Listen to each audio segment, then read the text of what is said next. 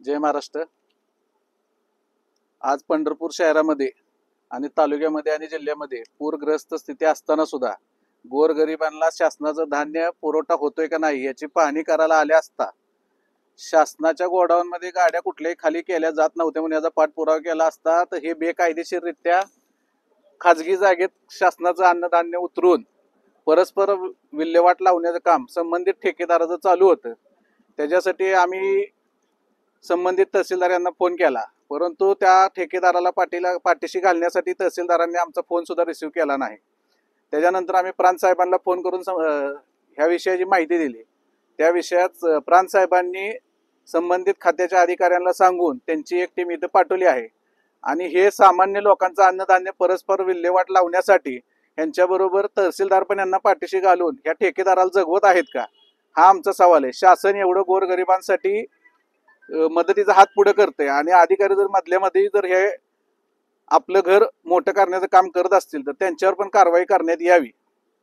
Godown मध्ये हा माल रिकामा न करता खाजगी जागेत करणं या काहीतरी भ्रष्टाचार किंवा गैरव्यवहार करण्याचा प्रयत्न सरळ गणित आहे की हे गोडाऊन शासकीय गोडाऊन मध्ये जर रिकामा केला तर 100 पोत्याला 100 पोते द्यावं लागतील। प्रायव्हेट जागेत केला तर कुणी किती पोते नेले हे कुणालाही काय कळणार नाही। मग एकच्या जागी 2 गेले काय 4 गेले काय, चोराच्या हातात किल्ले देऊन तहसीलदार रिकामे झालेत, महसूल अधिकारी रिकामे झालेत आणि संबंधित पुरवठा अधिकारी पण रिकामे झाले की ठेकेदाराला दिले तुला काय करायचं ते कर। आता काय मागणी, कोणावर कारवाई व्हावी?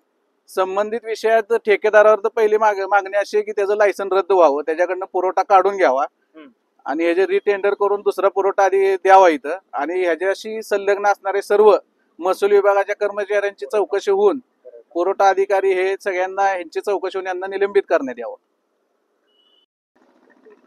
पंढरपूर खुर्द रस्त्याला या ठिकाणी 6 अन्नधान्य गाड्या आढळल्या आहेत आणि शिवसेनेचा आरोप आहे बेकायदेशीरपणे या ठिकाणी हे अन्नधान्य वितरण व्यवस्था सुरू आहे।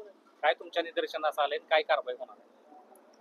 आता वस्तुस्थिती पाहिली, सगळी वस्तुस्थिती अशी आहे की ह्या गोडाऊनचं शॉर्ट करायचं जे काम असतं ते शासकीय गोडाऊनलाच करायचं असतं, पण त्यांनी इथं आणून हे शॉर्ट करायचं काम केलं हे जरा चुकीचं आहे। आम्ही त्याच्यावर काहीतरी कारवाई करणार। आता ते शोध चालू आहे, शोध झाल्यानंतर सगळ्या शोध घेऊन त्यांच्यावर कारवाई करणार आहे। गाडीतून रेशनच्या दुकानाची वाहतूक होऊ शकते का मालाची? नाही, काय आहे शहरामध्ये मोठ्या गाड्या जात नसल्यामुळं परवानगी आहे का तशी? नाही,